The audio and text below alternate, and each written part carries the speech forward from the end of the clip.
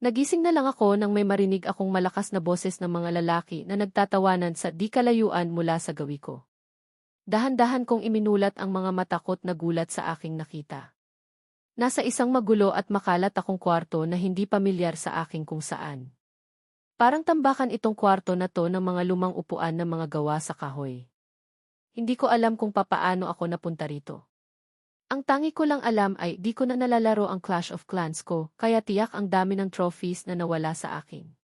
Sinubukan kong kumilos at tumayo mula sa pagkakaupo. Pero hindi ako makaalis. Napansin ko na lang na nakagapos pala ako ng pagkahigpit-higpit. Kahit anong pilit kong kumilos, hindi lumuluwang ang pagkakatali sa katawan ko at kamay. Parang kung sino manggunggong ang nagtali sa akin, ay sinigurado talagang di ako makakatakas dito. Hindi na ako nag-aksaya ng lakas dahil alam kong di rin luluwang ang tali. Muli kong iginala ang mga mata ko sa paligid. Mukhang di rin pala ako makakaalis dito kahit matanggal ko itong tali na nakagapos sa akin. Isa lang kasi ang pintuan na nasa kaliwa ko at mukhang ito lang ang katangi-tanging daan palabas. Kung lumabas naman ako rito, tiyak makikita ako nung mga lalaking nagtatawanan kanina. Tumingala ako at nakita ko yung ilang bintana mula sa itaas. Masyadong mataas at hindi ko kayang akyatin. Kakailangin ko pa ng hagdanan. Mukhang 10 oras na rin ang gabi dahil ang dilim na ng kalangitan mula sa bintana. May maliit na bumbilya lamang sa gitna na nakasabit kaya medyo maliwanag dito sa kwartong kung nasan ako. Muli kong inalala yung nangyari kanina bago ako mawalan ng malay at mapunta rito.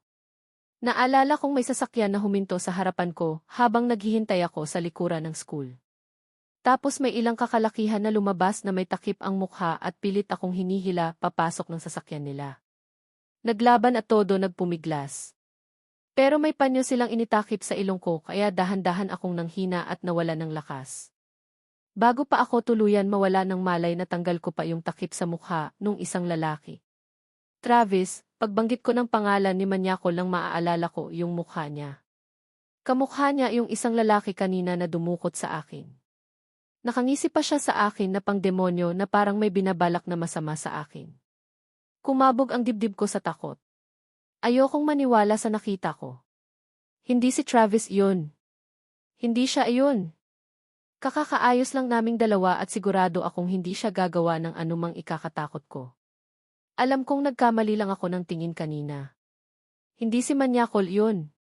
Hindi siya gagawa ng anumang bagay na ikakapahamak ko. Paano kung si Travis nga yun? Tanong sa akin ng konsensya ko.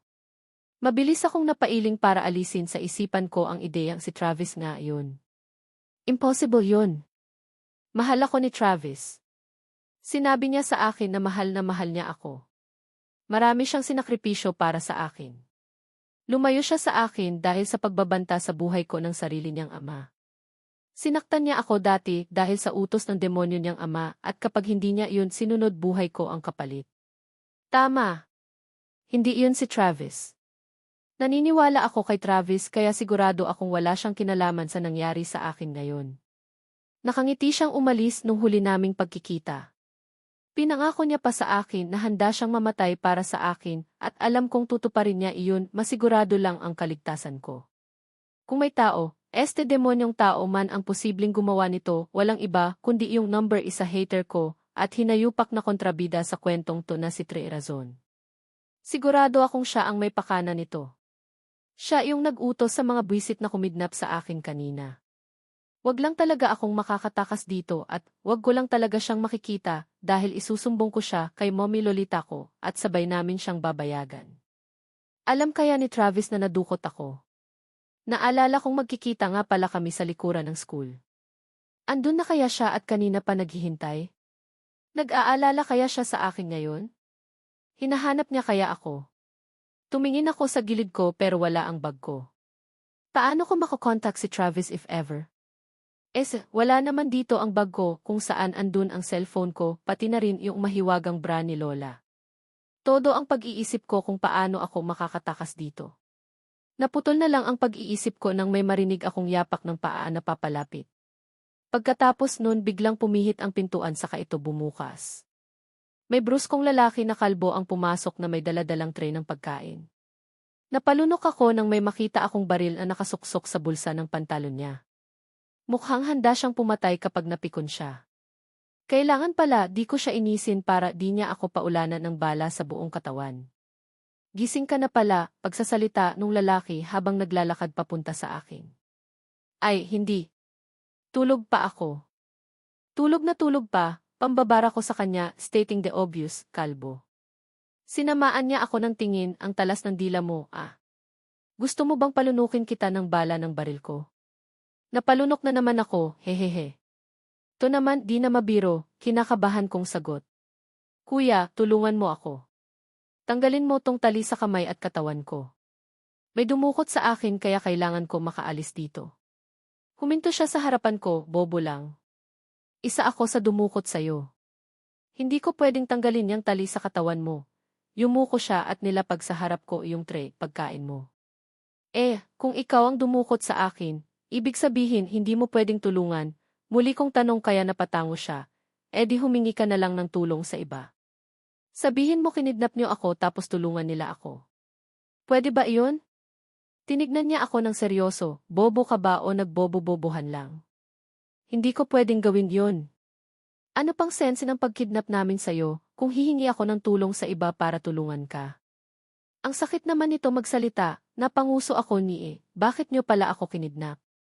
Hindi naman ako mayaman. Wala kayong mahihita sa akin. Mali kayo nang nakuha, kuya. Wala akong pera. Marami pa akong utang. Sino ba nagsabing kidnap for ransom ang ginagawa namin? Sagot niya. Ano pala? Kidnap for trip lang. Trip-trip niyo lang ako kindapin, ganun, muli kong tanong. Manong naman, iba na lang kindapin niyo. Yung trip magpakidnap. Hindi ko to trip, busy ako. Basta kidnap to at ikaw lang ang pwedeng kindapin, pagpupumilit niya, utos lang to ng mataas sa amin. Utos na nakakataas na kidnapin ka. Gaano kataas, kuya? Mas mataas pa ba sa GIFI? Everest yan, kwela kong tanong. Sinusubukan kong magpatawa para mabawasan ang kaba na nararamdaman ko. Umaasa rin ako na matatawa si Kuyang Kalbo sa akin at tutulungan niya ako para makatakas. Pero mukhang di siya natutuwa sa akin. Mas lalong sumeryoso ang mukha niya at kumunot ang kilay niya. Napahawak din siya sa baril niya at mukhang isa pang corny kong joke, ipuputok na niya ito sa bibig ko. Nakakapikon ka. Akala mo ba nakakatawa ka? Inis niyang tugon, ang pangit mo na nga ang pangit mo pa mag-joke. Kumain ka na lang. Tumalikod na siya saka nagsimulang maglakad. Papalabas na siya ng pintuan nang muli ko siyang tawagin. Sandali, kuya. Paano ako makakakain kung nakatali ang kamay ko? Pagsasalita ko, titignan ko na lang tong pagkain ko and give that, mabubusog na ako. Napatingin siya sa mga kamay kong nakatali sa likuran ng upuan saka napailing-iling. Muli siyang lumapit sa akin at pumwesto sa likuran ko para tanggalin ang tali. Nagsasalita siya habang tinatanggal ang tali na naging dahilan para labis akong kabahan. Sigurado akong di siya nagbibiro sa mga sinasabi niya. Ubusin mo iyang pagkain mo dahil tiyak huling pagkain mo na yan na matitikman, pagsasalita niya, bago sumikat ang araw patay ka na, ineng. Malaki ang galit sa'yo ng boss namin. Sinong boss? Si Trey Razon ba? Yung hinayupak na yun ba? Dahil sa mga razon na iyan natuto na talaga akong magmura. Isa talaga silang malaking paksyet sa buhay ko. Kung gaano ko kamahal si Travis Razon, kabaliktaran naman ang nararamdaman ko sa pisti niyang ama. Sagad sa collarbone at spinal cord ang galit ko sa gunggong na iyon. Hindi ko rin kung anong kinakagalit niya sa akin. Sana lang kung anong alitan nila ni Mommy Lolita, labas na kaming mga anak nila. Pero hindi palang maaaring labas ako dun. Si Trey Razon ang may dahilan ng pagkasunog ng bahay namin ni Papa noon. Si Trey Razon din ang may dahilan kung bakit namatay si Papa at kung bakit umalis si Mommy Lolita. Labis-labis ang kasamaan na ginawa niya sa amin. Walang kapatawaran sa ginawa niya. Hindi ako makakapayag na mamamatay na lang ako na di man lang nagaganti kahit papaano sa kanya. Hindi mo na kailangang malaman pa, sabi ni Kalbo saka siya tumayo, bilisan mo ng kainan iyan dahil iki. Napaaray siya ng malakas dahil bigla akong tumayo at sinapak siya sa mukha. Biglang kumirot ang kamay ko dahil sa sobrang lakas ng pagkakasuntok ko sa mukha niya pero di ko na iyon inintindi dahil mabilis na akong kumilos. Habang abala siya sa mukha niya, tumakbo na ako palayo sa kanya. Pero sadyang mabibilis kumilos ang mga kalbo dahil agad na niya akong nahawakan sa braso. Tingin mo makakatakas ka, nakakatakot ang mukha niya, bilang parusa sa kakulitan mo ito ang nararapat sayo. Sabi niya sa kanya, ako sinuntok sa tiyan ng malakas. Ouch! Bigla akong napayuko nang bumalot ang sakit sa buo kong katawan. Ang lakas ng pagkakasuntok niya. Halos mahilo-hilo na ako.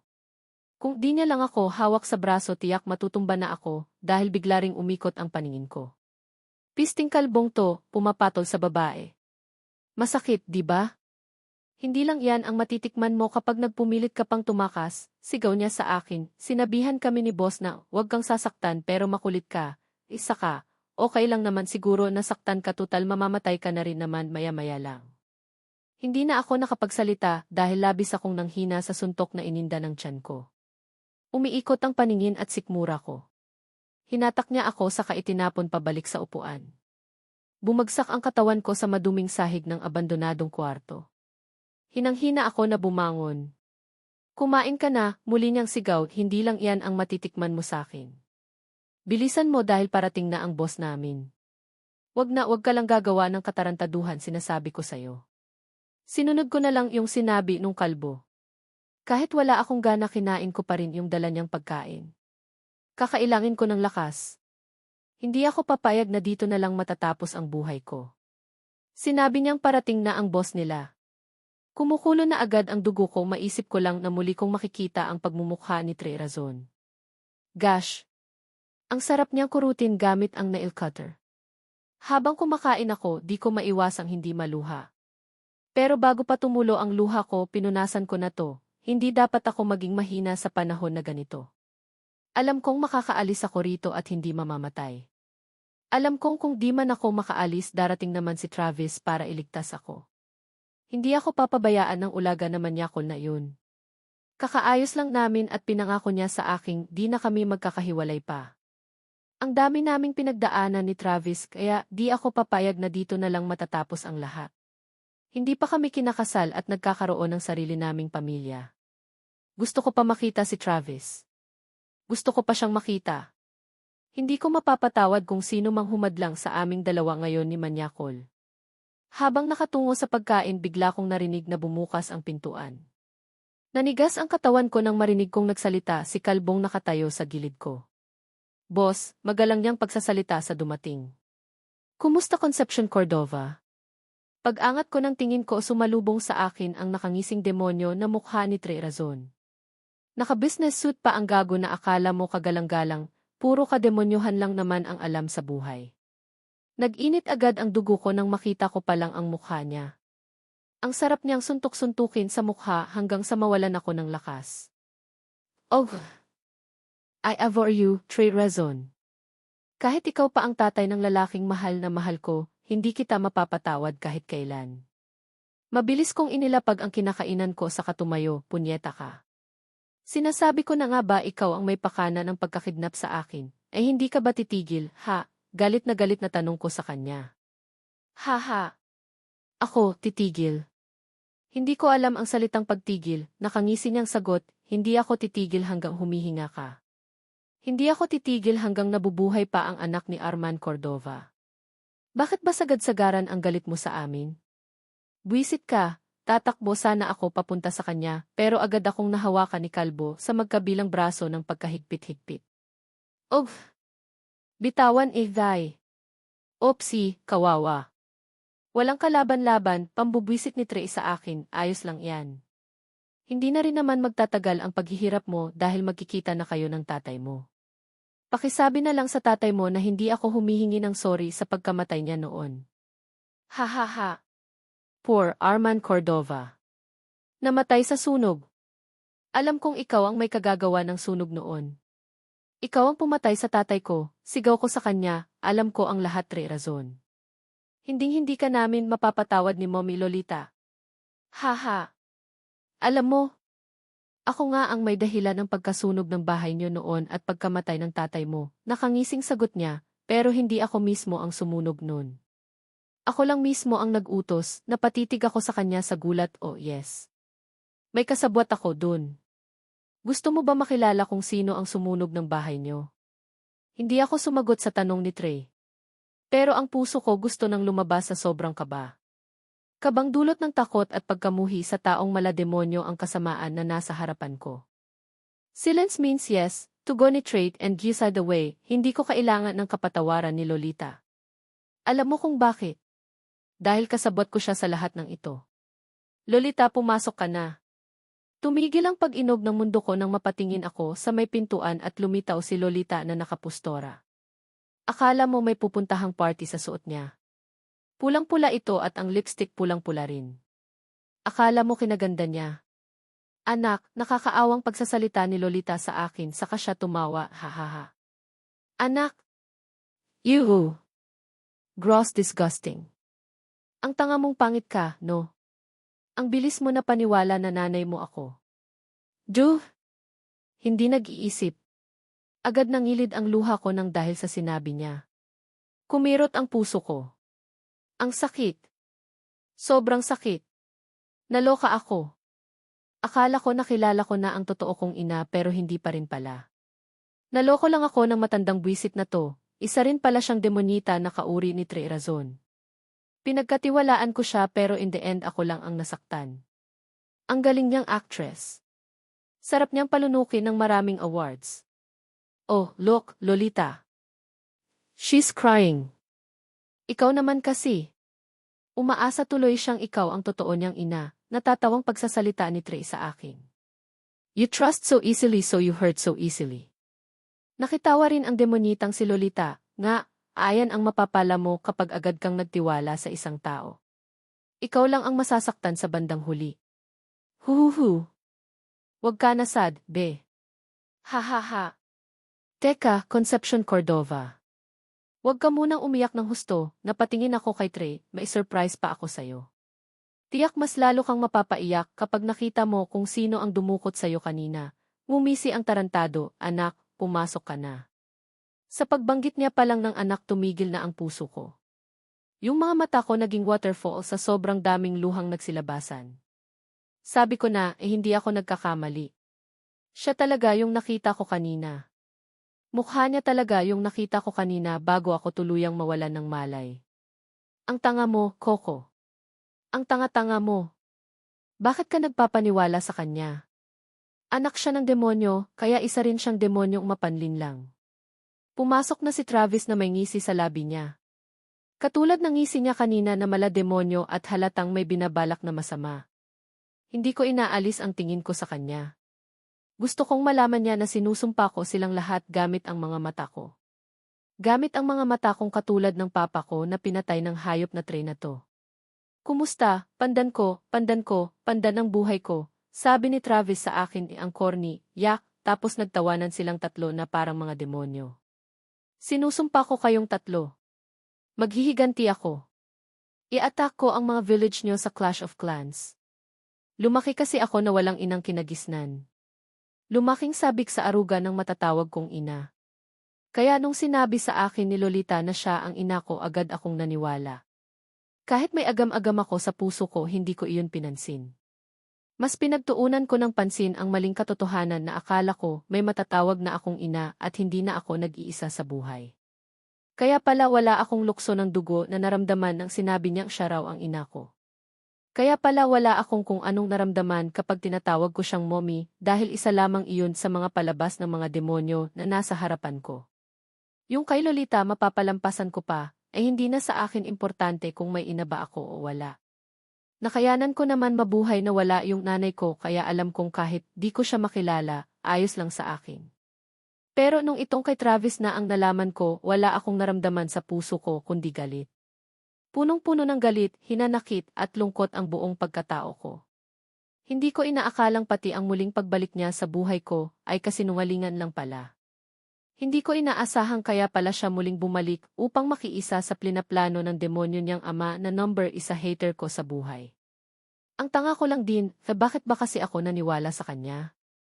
Bakit agad ko siyang pinatawad at hinayaan muling bumalik sa buhay ko sa ikatlong pagkakataon? Bakit kahit 2 beses na niya akong sinaktan at iniwan hindi pa rin ako nadala at umasa akong di na niya ako sasaktan sa ikatlong pagkakataon?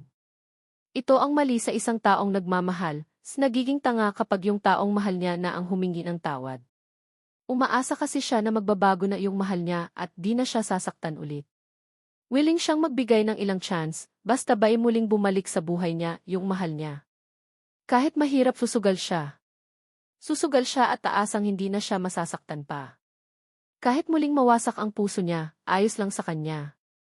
Kasi inaakala niyang sa susunod na pagkakataon hindi na ito wawasakin ng taong mahal niya. Ganon yung ginawa ko kay Travis. Binigyan ko siya ng pangatlong pagkakataon. Umaasa kasi ako na this time hindi na niya ako sasaktan pa. Pero nagkamali ako. Bakit nga ba ako umasa na di na niya muling gagawin yun ganun kung nasaktan kanya na walang garantiya na di na niya ito ulitin pa? Muli akong iniupo nung kalbo sa katinalian ng pagkahigpit-higpit. Sinigurado niya talagang di ako makakataka sa pagkakatali niya. Syunga niya. Wala naman akong balak tumakas. Tinatanggap ko na ang kapalaran ko na hanggang dito na lang ang buhay ko. Tinatanggap ko ng malugod na nasa kamay ng mga demonyong ito ang buhay ko ngayon.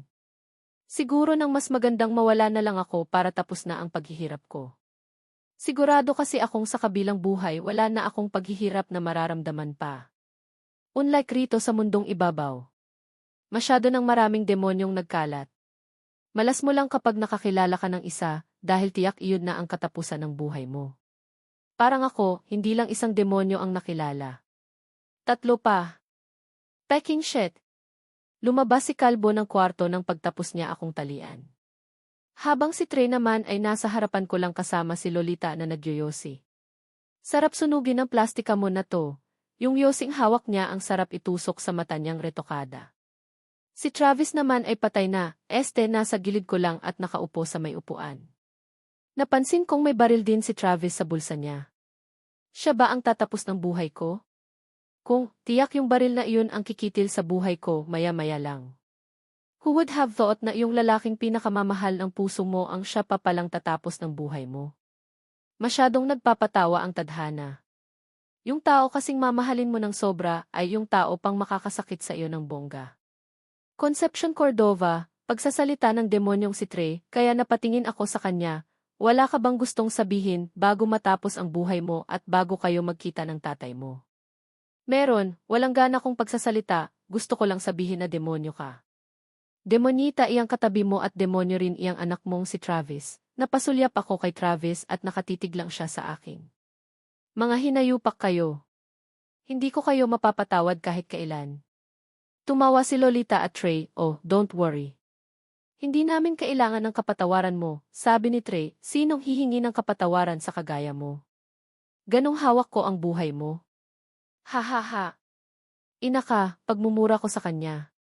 Bakit ba ang laki ng galit mo sa amin ang tatay ko? Inaano ka ba niya? Sa pagkakaalam ko napakabuting tao ng papa ko at ni minsan hindi siya gumawa ng anumang ikakagalit sa kanya ng kapwa niya. Kaya sabihin mo sa akin, bakit hate na hate mo si papa ko? Tumalim ang pagkakatitig sa akin ni Trey, hindi siya gumawa ng anumang ikakagalit sa kanya ng kapwa niya kamo. Ha? Nagpapatawa ka ba? Nakakatakot si Trey. Para siyang nababaliw. Meron siyang ginawa, git niya, inagaw niya sa akin si Angela. Inagaw niya sa akin ang babaeng pinakamamahal ko sa lahat. Napasulyap ako kay Travis at nakita kong tumalim sa kawalan ang tingin niya. Napahawak din siya sa sandalan ng inuupuan niya na sobrang higpit na parang pinipigilan niya lang ang sarili sa kung anumang pagwawala na maaari niyang gawin. Ngayon ko lang nakita na ganito kagalit si Travis, pero nagpipigil lang siya. Para kanino iyang galit na iyan? Para sa akin ba o para sa papa niyang demonyo? Angela, balik tanong ko. Yun ba ang pangalan ng nanay nila Travis? Si Angela ang nanay mo, sumagot si Lolita. Hindi kita kinakausap. Huwag kang mag-talk, pambabara ko sa kanya. Manahimik ka na lang dyan at magsunog ng baga. Okay fine, napairap siya. Pero Angela ang pangalan ng nanay mo, sabi niya sa kamuling humitit ng yosi. Nung binanggit ni Lolita ang pangalan ng nanay ko biglang sumakit ang ulo ko. Bakit hindi ko maalala yung pangalan ng nanay ko? Kahit mukha niya, di ko alam dahil wala siyang naiwan na picture sa amin ni Papa nun. Parang nung nawala siya at iniwan niya kami, binura niya ang mga alaala naming dalawa ni Papa para di namin siya mahahanap. Bakit ganito? Bakit parang may mahikang nababalot sa isipan ko? Bakit ang bagal umasad ng level ko sa FIF? Ako si Diyosa Lahaklahak. Ang Diyosa ng mga mahiwagang bra. Ang vice leader ng Isprikitik Gang. Pero para sa'yo, maaari mo akong tawaging Angela. Kumirot ang ulo ko nang biglang may boses sa utak ko na nagsalita. Naalala ko yung boses na iyon. Nasa panaginip ko iyon. Boses yun nung Diyosang nakasuot ng balgaw na punong-puno ng bra. Siya yung matandang nagbigay sa akin ng mahiwagang bra at sinabi niya ring maaari ko siyang tawaging Angela. Wala na ako maalala pagkatapos nun. Alam kong hindi lamang iyon ang napaginipan ko. May babala rin siya sa akin. Pero hindi ko na ito ma-recall ng utak ko. May trahedya raw. Mula nang makilala ko si Angela noon, inibig ko na siya, muling nagsalita si Trey. Nababaliw na siya. Nakatulala lang siya sa kawalan pero hindi niya ako gusto. Ang walang kwenta mong ama ang pinili niya. Wala akong ibang ginawa kundi makuha si Angela pero palagi niya akong tinatanggihan. Ilang taon na ang nakakalipas nang muli kong matuntun ang bahay ng ama mo. Pero di niya sinabi sa akin kung nasaan si Angela. Tinago niya ito. Wala akong ibang ginawa kundi ipapatay ko siya. Pinasunog ko ang bahay niyo kay Lolita. Hindi niya itinatago ang nanay ko. Umalis ng kusa ang nanay ko bago pa ako magkaisip, galit kong sigaw, walang kasalanan ang tatay ko. Wala siyang maling ginawa. Hindi niya dapat siya pinatay, muling umagos ang luha ko at tumingin kay Lolita, Lolita, wala ka bang naramdaman nang sinunog mo ang bahay namin? Hindi man lang sumakit ang puso mo. Hindi ka man lang na-guilty na kinuha mo ang buhay ng kaisa-isang tao na kasama ko sa buhay. Wala akong ibang choice, sigaw sa akin ni Lolita, kahit ayoko gawin, kailangan ko.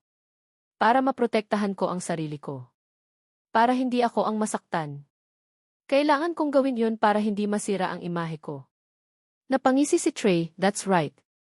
Kailangan niya gawin yun para di lumabas ang skandal na ang famous manager ng Pilipinas ay inaabuso ang mga hawak niyang mga artistang lalaki. Napatigil ako sa sinabi ni Trey, alam mo bang para maging sikat na artista si Heron na kababata mo? Binenta niya ang sarili niya kay Lolita. Anong, binenta? Kinakabahan kong tanong kay Trey. Si Travis napansin kong naging seryoso ang mukha at halatang nagulat din sa nalaman. Para makaraos sa malupit na mundong to at para mahanap kanyang muli, ibinenta ni Heron Del Valle ang sarili niya sa manager niya. May sexual relationship silang dalawa ni Lolita, nakangising pagkukwento ni Trey. Halos umikot ang tiyan ko dahil sa sobrang diri sa nalaman ko. Pinaghalong pandidiri at pagkaawa kay Heron ang naramdaman ko.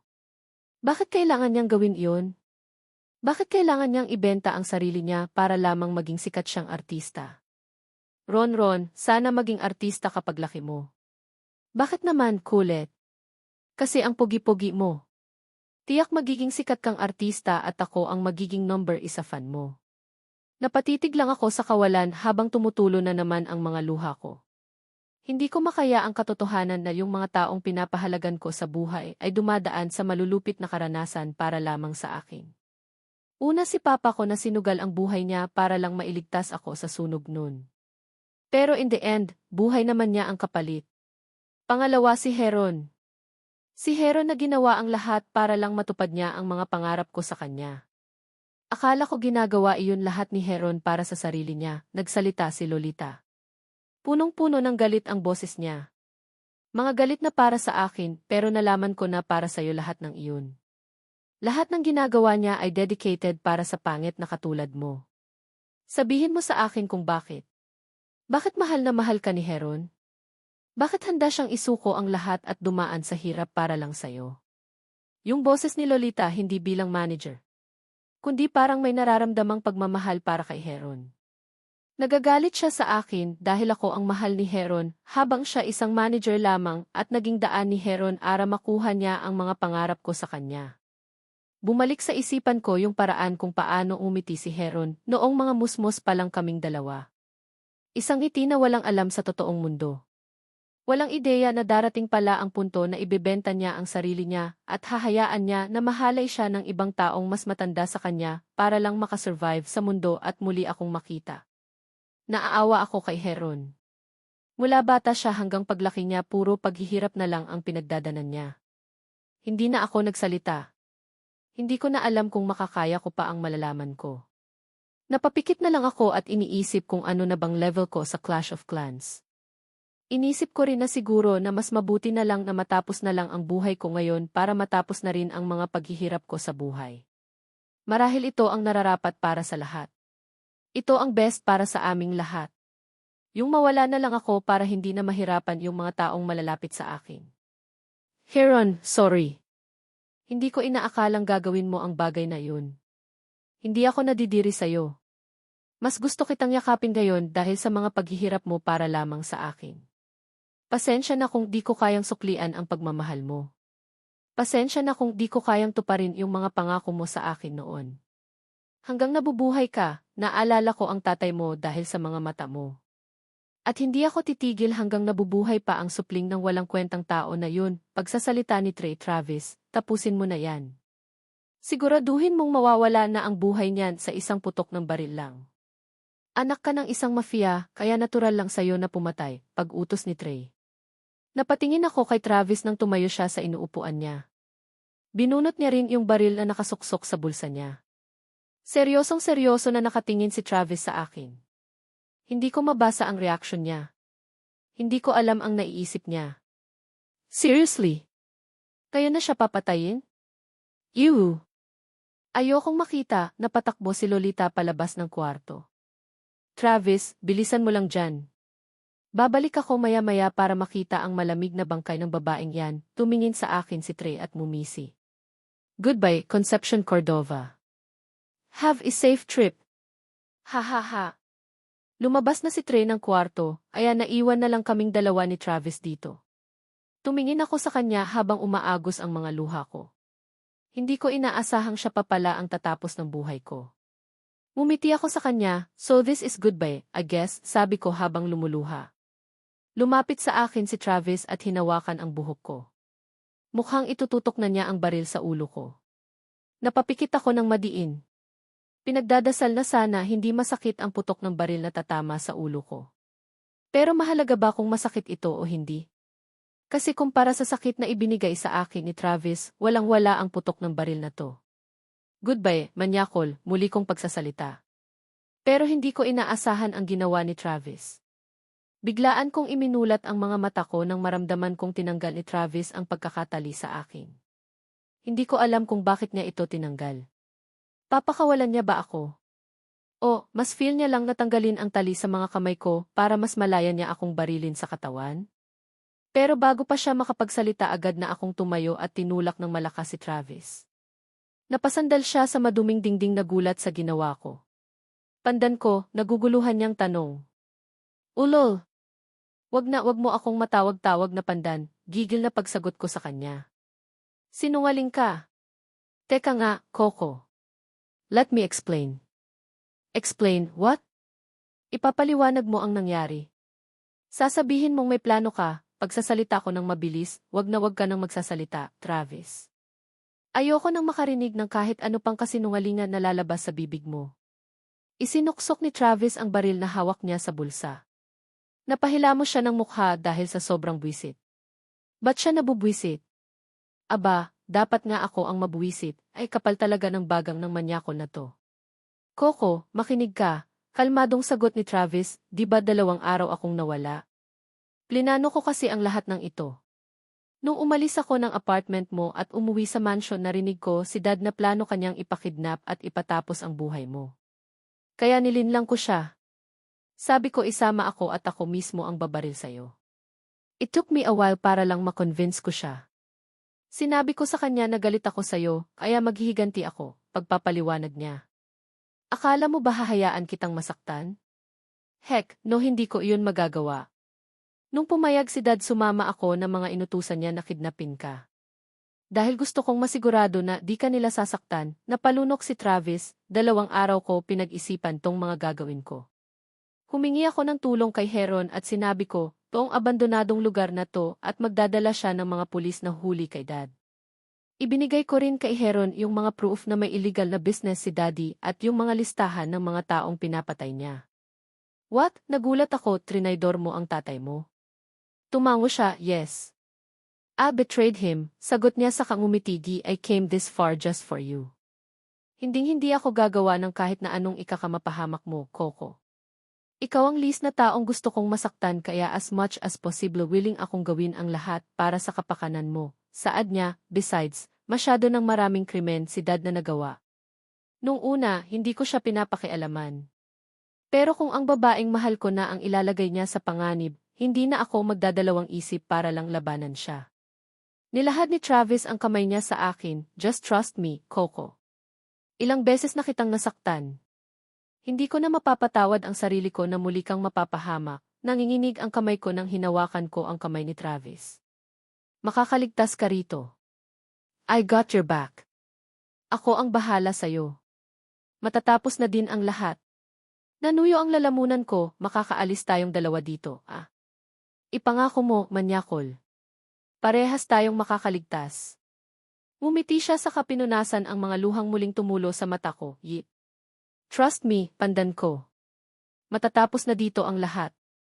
Matatapos na ang kasamaan ni Dad, sinseridad niyang sagot, at kapag okay na ang lahat, magpapakalayo tayo saka magpapakasal.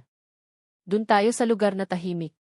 Gagawa na tayo ng sarili nating pamilya. Promise mo yan? Promise, tugon ni Travis, just trust me. Okay. Kapag di mo tinupad ang promise mo, puputulin ko yung little Travis mo, pananakot ko. Natawa siya, wag naman. Hindi na tayo magkakaanak kapag pinutol mo tong little Travis ko. Sasagot pa sana ako kaso bigla akong napakapit kay Travis nang bigla kaming makarinig ng malakas na sigaw. Boses ni Lolita yung sumisigaw at halatang takot na takot. Trey, wag. Tinulungan kita, di ba? Trey. Hindi na natapos ni Lolita yung sinasabi niya dahil isang malakas ng putok ng baril ang umalingaw-ngaw kung saan. Napatakip ako ng bibig dahil sa nangyari. Travis, anong nangyari kay Lolita? Natatakot kong tanong kay Manyakol. Mukhang pinatay na siya ni Dad, seryoso niyang sagot. Napatangin ako sa mukha ni Travis, bakit? Di ba magkakampi sila? Umiling si Travis, no sa mundo ni Dad sarili niya lang ang kakampi niya. Kahit sinong nasa paligid niya, kaya niyang patayin para lamang maprotektahan ang pinakatago-tago niyang lihim. Ibig sabihin, kahit ikaw kaya niyang patayin? Malungkot na umiti si Travis, yes. Kapag di ako sumunod sa kanya, kayang-kaya niya akong patayin. Sagot ni Travis, kaya bago pa niya madiscover na trinaydor ko siya, kailangan na kitang mailayo rito. Hinawakan ni Travis ang kamay ko ng mahigpit. Saka siya may dinukot sa bulsa niya na maliit na baril. Ibinigay niya ito sa akin. Hold this. Just in case. Kailangan mo tong gamitin. Hindi ko kaya, pagtanggi ko, hindi ko kayang bumaril at pumatay. Kayanin mo, Coco. You need to fight if you want to live.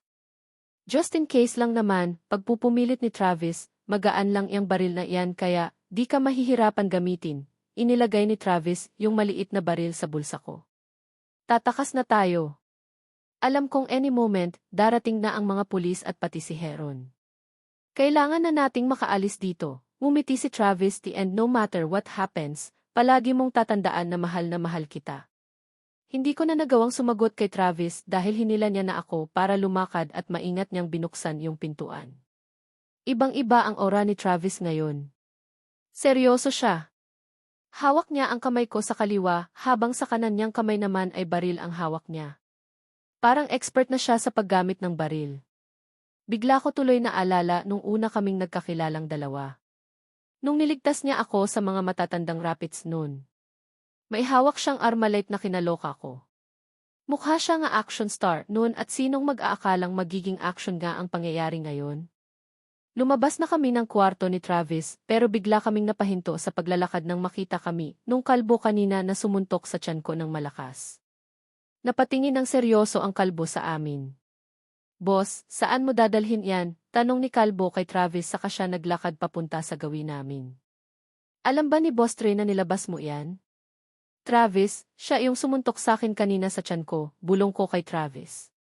Gulat na napatingin sa akin si Travis, sinuntok kanya, tumango ako, tapos biglang nagdilim ang mukha ni Travis. Galit siyang tumingin kay Kalbo. Napahinto si Kalbo sa paglalakad at mukhang natakot sa mukha ni Travis. Boss? Bakit? Kinakabahang tanong ni Kalbo pero di siya sinagot ni Travis. Binitiwan ni Travis ang kamay ko sa kanya, sinalubong si Kalbo. Ang bilis ng galaw ni Travis. Ilang suntok ang ginawa niya sa tiyan nung Kalbo saka ito bumagsak sa lapag. Bubunot sana ng baril si Kalbo pero mabilis ang kilos ni Travis. Bago pa may angat ni Kalbo ang kamay niya na itutok na ni Travis yung baril sa mukha ni Kalbo, sa kanya ito binaril. Kitang-kita ko na sumabog yung mukha ni Kalbo. Yung dugo niya biglang kumalat sa sahig. Pati na rin ata yung utak. Nakakadiri. Travis, kinakabahan kong pagsasalita. Lumingon si Travis sa akin. Pinunasan niya yung pisngi niyang may dugo. Unti-unting nawala yung pagdidilim ng mukha ni Travis saka ito muling naging kalmado. Lumapit siya sa akin saka hinawakan ang kamay ko. Let's go, sabi niya saka muli kaming naglakad ng mabilis. Pagliko namin magdalawang lalaking nakatambay dun. Naalarma sila nang makita nila kaming dalawa ni Travis na papaalis. Bubunot sana sila ng baril pero masyadong mabilis kumilos si Travis, kaya bago pa sila makapagpaputok ng baril napaputukan na sila ni Travis. Yung isa tinamaan sa noo at habang yung isa sa dibdib naman kung nasaan ang puso. Agad silang tumumba sa sahig at umagos ang dugo. Hindi ko mayali sa isipan ko na hindi humanga sa kakayahan ni Travis sa pagbaril. Asintado siya at alam na alam talaga kung paano gumamit ng baril. Ano pa nga ba ang ini-expect ko sa susunod na boss ng mafia nila? Muli kaming lumakad ni Travis pero huminto kami dun sa dalawang lalaking nakahandusay sa sahig na wala ng malay. Sa kanya itinapon yung hawak niyang baril at pinulot yung dalawang baril nung dalawang lalaki. Yung isang baril itinago niya sa likuran niya habang yung isa naman hinawakan niya. Muli kaming lumakad papaalis. Masyadong malaki itong building na to at nasa may itaas kaming bahagi kaya sigurado akong mahihirapan kaming makaalis. Nagtago kami ni Travis sa gilid para silipin yung mga lalaking nagmamadali sa paggalaw. Mga tuta rin sila ni Trey at lahat sila may hawak ding baril kaya bigla akong kinabahan. Mukhang naalarma na sila dahil sa sunod-sunod kong pagpapaputok ng baril, mahinang pagsasalita ni Travis. Mauna akong tatakbo papunta sa kabila tapos susunod ka. Hindi pa ako nakakasagot sa sinabi ni Travis, bigla na siyang tumakbo palabas at huminto sa gitna. Mabilis niyang hinawakan yung dalawang baril at sunod-sunod na nagpaputok dun sa maraming kalalakihan na may dala ring mga baril. Todo paputok lang si Travis pero ako nananatiling nakatago at di alam ang gagawin. Nangangatog sa takot yung mga paa ko. Takot na takot akong lumabas at baka sa paglabas ko bigla akong matamaan ng baril. Coco, napasigaw si Travis, bilisan mo. Natatakot ako, sigaw ko. Hindi kita hahayaan na masaktan, remember, pagsagot ni Travis na di man lang ako nililingon dahil nakasentro ang atensyon niya sa harapan niya. Bilisan mo. Maubos na ang bala ng baril. Nilaksan ko ang loob ko saka mabilis nang lumabas at tumakbo. Nakita kong nakatago yung ilang lalaki at yung iba naman ay nakahandusay na sa sahig. Napahinto si Travis sa pagpaputok dahil naubusan na ata ng bala yung isa niyang hawak na baril. Napaigting si Travis sa labis ng sakit at napaluhod sa sahig. Napansin kong dumudugo ang binti niya. Tinamaan siya ng baril. Travis! Diyan ka lang, sigaw niya saka pinilit muling tumayo at magputok. Ilang paputok pa ang ginawa niya, kaya isa-isa nang nagsihandusay sa sahig yung mga lalaking kalaban niya. Kahit yung mga nakatago wala na ring buhay. Hanep sa galing ni Travis magpaputok ng baril. Lahat ng kalaban niya napatumba niya. Biglang napayuko si Travis kaya agad ko siyang nilapitan. Napahawak siya sa may binti niya na dumudugo ng dumudugo. Yung pantalon niya halos mag-iba na ng kulay dahil sa sobrang daming dugo na nilalabas ng sugat. Kaya mo pa? Kinakabahan kong tanong. Mukhang mahihirapan kang maglakad. Kaya ko pa, sabi niya sa kangumiti, pinangako ko sa iyong makakaalis tayo, di ba? Hindi ako mapipigilan ng sugat na to, ouch, napapikit siya nang itinayo niya ang binti niya. Kailangan mo muna magpahinga, suhestyon ko, baka mas lalong dumami ang dugo na lumabas. Huwag mo kong alalahanin. Kaya ko pa, bagamat nahihirapan sinubukan niya pa ring tumayo. Muli niyang hinawakan ang kamay ko, tara na. Aalis na tayo. Maglalakad pa lang kaming dalawa nang makarinig na kami ng wangwang ng pulis. Mukhang andyan na sila kasama si Heron. Masaya akong napatingin kay Travis. Andyan na ang tulong, magiliw kong sagot. Napatawa siya, mabuti naman dumating na rin sila Heron, nakangiti niyang sagot. Tara na, ouch! Tulungan kita, hinawakan ko yung kanan niyang braso saka ito inilagay sa balikat ko. Nax, ang sweet naman ng pandan ko, natatawang sagot ni Travis, pag nakaalis na tayo rito may iba pa akong gustong gawin. Gusto kong pagsilbihan mo ako. Siyempre, masakit ang binti ko kaya ikaw ang magpapaligo sa akin. Ikaw ang magpapakain sa akin. Tapos tuwing gabi papaligayahin mo ako, umisi ang walang niya. Shut up! Hindi ka lumpo, iritado kong sagot kaya napatawa siya. Dumudugo na lahat-lahat ang binti mo kung ano-ano pang kamanyakan ang naiisip mo. Manyakol ka talaga, Feli. Sa'yo lang naman ako manyakol. Ha ha ha. Kailangan ko ba ma-flattered dyan? Of course. Dapat ka lang ma-flattered kasi handa akong ibuwis ang buhay ko para lang sa'yo, sabi niya sa kangumiti ng pagkatamis-tamis. Pero di ko magawang umiti dahil sa sinabi niya. Nagkaroon kasi ako ng kakaibang pakiramdam dahil dun. Parang may ibang ibig sabihin. Parang may ibang mangyayari. Muli kaming naglakad ni Travis. Nahihirapan kaming dalawa sa paglalakad dahil ang baga ng bawat hakbang ni Travis. Kinakabahan ako habang naglalakad kami. Pinagdadasal ko rin na sana walang kalaban kami na makakasalubong. Sana lang din makita kami ng mga pulis. Nagkakaputukan na sa paligid. Halatang nagpapaulanan na ng mga putok ng baril ang mga pulis at mga tuta ni Trey. Iwan mo na ako, pagsasalita ni Travis nang mapahinto na naman kami, masyado pang malayo ang lalakarin natin. Paniguradong mahihirapan lang tayo dahil sa binti ko. Mauna ka na hirap na si Travis at pawis na ang noo niya. Masyadong maraming dugo na rin ang lumalabas sa binti niya. Gago ba sagot ko sa kanya, hindi kita iiwan dito. Sabay tayong makakaalis dito. Kiyahe. Tigas ng ulo mo, napatawa si Travis, pasalamat ka mahal na mahal kita. Mahal na mahal mo yung babae na yan. Parehas kaming nanlamig nang marinig namin ni Travis ang boses ng tatay niya. Dahan-dahan kaming napatingin sa likuran namin. Agad kumilos si Travis at iniharang niya ang katawan niya para sa akin. May bitbit kasing baril ang tatay niyang mukhang nababaliw na. Nakatutok ang baril ni Trey sa aming dalawa ni Travis. Handa kang traidorin ako, Travis, para lamang sa babaeng yan. Ako na ama mo. Nakapakit ako sa likuran ni Travis dahil sa sobrang takot. Kasi si Travis ramdam kong natatakot siya dahil nanginginig ang likuran niya. Mukhang handa itong si Trey na patayin kaming dalawa ni Travis para lang sa sarili niyang kaligayahan. Dad, just listen, mahinahon na pagsasalita ni Travis.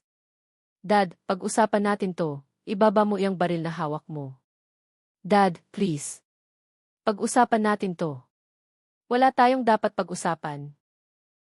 Traitor, sigaw ni Trey na demonyo saka itinutok ang baril sa amin ni Travis at nagpaputok ng isang beses.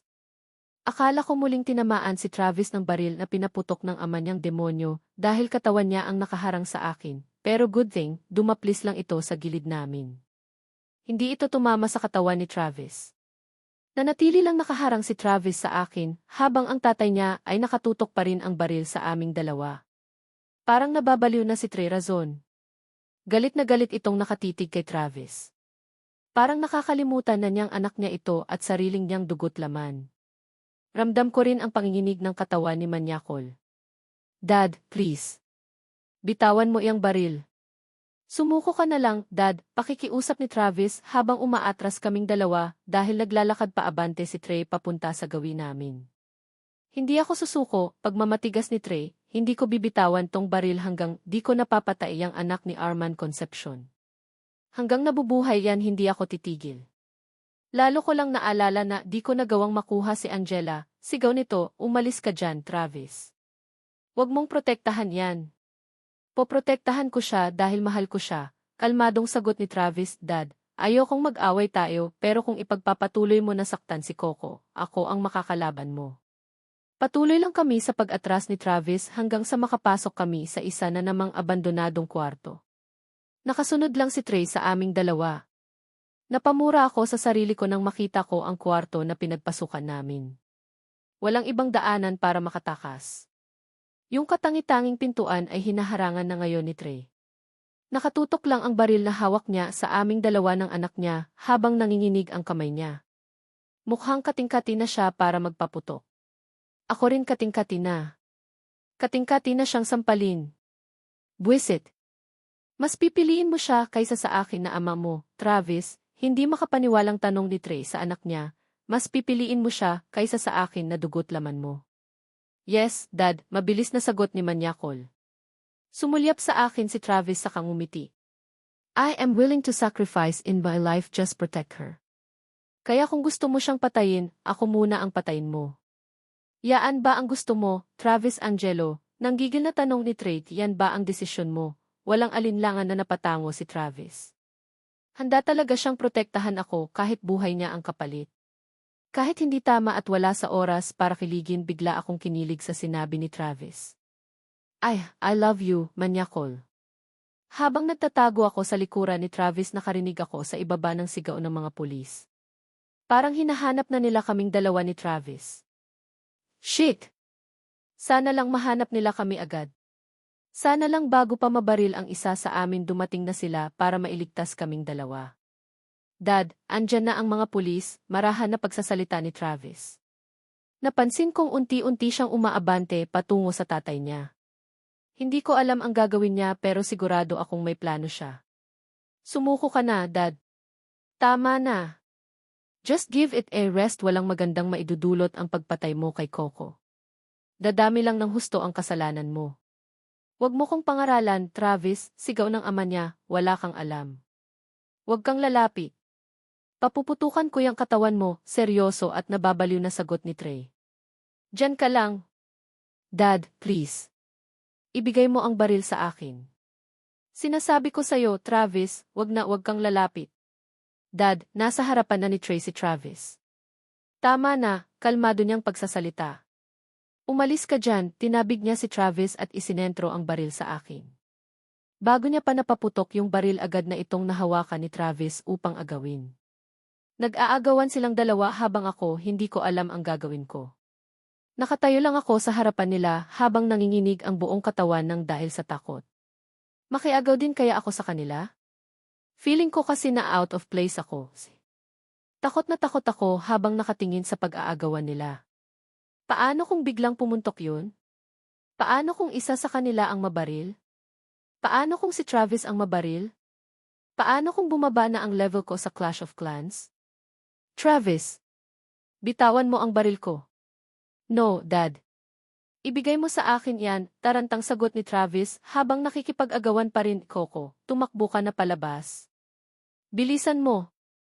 Sinabi ni Travis na tumakbo ako palabas pero ayaw kumilos ng katawan ko. Napako lang ako sa kinatatayuan ko habang pinagmamasdan silang dalawa na mag-agawan sa baril. Coco, bilisan mo, pag-ulit ni Travis pero di pa rin gumagalaw ang katawan ko. Hindi ko alam kung bakit. Travis, bitawan mo sinabi, sigaw ni Trey. Travis, wag kang makulit, napasigaw ulit siya at kasunod nito'y isang malakas na putok ng baril.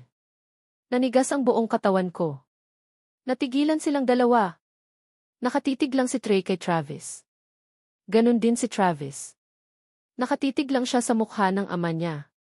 Hindi ko alam kung may tinamaan sa kanilang dalawa. Hanggang sa makita ko na lang na napaubo si Travis at may lumabas sa katumulong dugo mula sa bibig niya. Nanlaki ang mga mata ko sa gulat at takot. Dire-diretso yung dugo na tumutulo mula sa bibig ni Travis. Hanggang sa mapabitiw siya sa ama niya at mapayuko. Napahawak siya sa tiyan niya. Kitang-kita ko yung dugo dun na sinusubukan niyang pigilan ang pag-agos. Travis, sinigaw ko ang pangalan niya. Lalapit sana ako sa kanya pero agad niya akong pinigilan. Diyan ka lang, nahihirapan niyang pagsasalita habang nakayuko. Tinatansya niya marahil ang sarili niya kung kaya niya pang kumilos. Hindi pa nakakalipas ang ilang sandal nang bumagsak si Travis sa sahig. Napaharap siya habang nakahawak sa tiyan niya at umaasang di nalalabas ang dugo mula rito. Makulit ka masyado, Travis, walang pusong sabi ni Trey sa anak niya. Sinabing bitawan mo ang baril. Dad, pagtawag ni Travis sa tatay niya. Stop this, please. Don't hurt her. Walang makakapigil sa akin, sagot ni Trey na famous line ng pa-baby girls. Member din pala siya noon. Iyan lamang ang nararapat sa'yo. Katulad ka ng ina mo, Travis. Masyadong makulit kaya wala akong ibang gawin para patayin. Parehas kaming nagulat ni Travis sa sinabi ni Trey. Napangisi lang ang demonyo, that's right. Ako ang pumatay sa ina mo. Pinalabas ko lang na namatay siya sa panganganak kay Trevor. Tumitig si Trey sa baril na hawak niya. Itong baril din na to ang kumitil sa buhay niya. Alam niya namang pinakasalan ko lang siya para sa pera at kapangyarihan upang makuha si Angela. Pero masyado siyang makulit at palagi kaming nag-aaway. Nakakasawa at nakakarindi kaya pinatay ko lang siya. Nagtangis ang bagang ni Travis, "You're el demon," galit na sabi ni Travis, "I'll kill you." Natawa ang tatay niya, "I'm so sorry, son, but you can't." Natatawa nitong sagot, "Hindi mo ako kayang patayin dahil kulang pa ang kasamaan na nananalaytay sa dugo mo." Tapos tumingin sa akin si Trey, kaya bigla na naman akong nanginig sa takot. Ikaw na ang isusunod ko, pangit. Shootang, papatayin na nga lang ako, may bonus pang panglalait. Maglalakad sana siya papunta sa akin pero hinawakan ni Travis ang paa ni Trey. Napatingin si Trey kay Travis at sumigaw ito. Pinagsisipan niya sa mukha si Travis pero di siya binitawan ni Travis. Kitang-kita ko yung mukha ni Travis na nabubugbog na at naglalabasan na rin sa dugo. Pero kahit anong lakas ng sipa ni Trey sa mukha niya, di pa rin siya natitinag. Mahigpit pa rin ang hawak niya sa paa ng tatay niya para mapigilan ito sa pagpunta sa gawi ko. Travis, bitawan mo ang paa ko, sigaw na naman ni Trey. Fuck you, gumisi si Travis, fuck you, father. Huminto sa pagsipa si Trey sa kangumisi, well, fuck you, too, son, sabi niya sa kaitinapat kay Travis ang baril. Nanlaki na naman ang mata ko nang makarinig na naman ako ng putok ng baril. Muling binaril ni Trey si Travis sa tiyan. Pero kahit ganun, di niya pa rin binibitawan ang paa ng tatay niya. Muling nagpaputok si Trey. Isa pang putok. 2 putok. 3 putok. Hanggang sa makita kong dahan-dahan nang bumibitaw ang kamay ni Travis sa pagkakahawak sa paa ni Trey. Bumibigat na rin ang paghinga ni Travis. Sigurado akong di na magtatagal ang buhay niya dahil sa dami ng tama ng baril na natamo niya. Travis, sigaw ko ulit sa pangalan niya habang patuloy na tumutulo ang luha. Hindi dahil sa takot kay Trey kundi sa takot na mawala si Travis sa akin. Gusto ko siyang lapitan pero nakaharang si Trey. Serves you right, stupid son of mine, sabi ni Trey sa kamuling bumalingin ang tingin sa akin. Now, ikaw naman. Huwag kang umiyak. Maya-maya lang magkasama na kayo ng anak kong tanga. Huwag kang lalapit, takot na takot kong sabi sa kanya na lalo niya lang kinangisi. Todo atras ako habang si Trey dahan-dahan na naglalakad papunta sa gawi ko. Hanggang sa mapasandal na ako sa dingding ng kwarto. Wala na akong ibang maatrasan. Yung mga mata ko punong-puno na rin ng luha. Mga luhang dulot sa sinapit ni Travis sa kamay ng walang puso niyang ama. Hindi ko alam kung buhay pa si Travis pagkatapos niyang mabaril sa katawan ng ilang beses. Pero umaasa ako na buhay pa siya. Na kahit imposible makakayanan niya yung mga natamo niyang bala ng baril. Huwag ka nang umatras, Concepcion. Tatapusin ko agad ang buhay mo para di ka na matakot pa pagsasalita ng demonyo. Nakakatakot ang mukha niya. Nababaliw na siya. Yung mga mata niya halatang gusto akong patayin. Bigla kong naalala yung maliit na baril na nilagay ni Travis sa bulsa ko. Hindi ko alam kung kaya ko ba itong bunutin. Hindi ko alam kung kaya ko ba itong gamitin at barilin si Trey. Napasulyap ako kay Travis na hindi na gumagalaw at malapit ng maligo sa sarili niyang dugo. Sa pagtingin ko sa nakakaawang sinapit ni Travis, bumalik sa alaala ko yung sinabi niya kanina. Kayanin mo, Coco. You need to fight if you want to live. Hindi ko kaya. Hindi ko talaga kaya. You need to fight if you want to live. Hindi. Hindi, Travis. I really can't. Hindi ko kayang kumitil ang buhay ng isang tao. Kahit masama pa siya o kahit demonyo pa siya na parang ama mo. Hindi ko talaga kaya. Dapat ka lang ma-flattered kasi handa akong ibuwis ang buhay ko para lang sa'yo. Kapag okay na ang lahat, magpapakalayo tayo sa magpapakasal. Dun tayo sa lugar na tahimik. Gagawa na tayo ng sarili nating pamilya. Napatitig ako sa kawalan ng maalala ko yung mga sinabi ni Travis. Yung mga pangako niya sa akin. Tama. Kailangan kong lumaban. Kailangan kong para makaalis kaming dalawa rito ni Travis. Pinangako niya sa akin pagkatapos nito'y magpapakalayo, kamit magpapakasal sa kagagawa ng sarili naming pamilya. Hindi dapat ako panghinaan ng loob. Kaya ko to, alang-alang sa sarili kong kapakanan at paghihirap ni Travis. Agad kong kinuha sa bulsa ko yung maliit na baril at tinutok kay Trey. Napatigil siya at nagulat sa ginawa. Huwag kang lalapit, pagbabanta ko sa kanya, kahit nanginginig ang kamay ko, babarilin kita. Diyan ka lang. Oo, sagot niya na di man lang natakot. You have a little weapon there. I think you can't use that, napangisip pa ang gago. Minamaliit niya ang kakayahan ko. Ang kapal ng mukha niya. If! Gago. Kaya ko gamitin to, sagot ko sa kanya, kaya kitang barilin. Kaya kitang patayin. Kaya kong iputok to para sa kapakanan ng tatay ko at ni Travis. Kaya ko to. Talaga? Let's see, muli siyang naglakad kaya mas lalo akong nanginig sa takot. Pisting yawang, Trey. Sinusubukan talaga ako. Isa pang hakbang mo. Babarilin na kita, nakatitig kong sagot sa kanya. Go on, nakangiti niyang sagot, shoot me. Shoot me like did to Invason. Isa pang hakbang ni Trey kaya bigla akong napapikit at kinalabit ang baril. Pero wala akong narinig na pagputok. Isa pang kalabit ang ginawa ko sa baril pero wala pa rin. Hanggang sa narinig kong malakas na napatawa si Trey. Tawang-tawa siya na akala mo may funny moment siyang nasaksihan. Ha ha ha ha. Stupid, tawang-tawa ang demonyo. Nang mapatingin ako sa baril na hawak ko, nagulat ako sa nakita ko sa bunganga ng baril.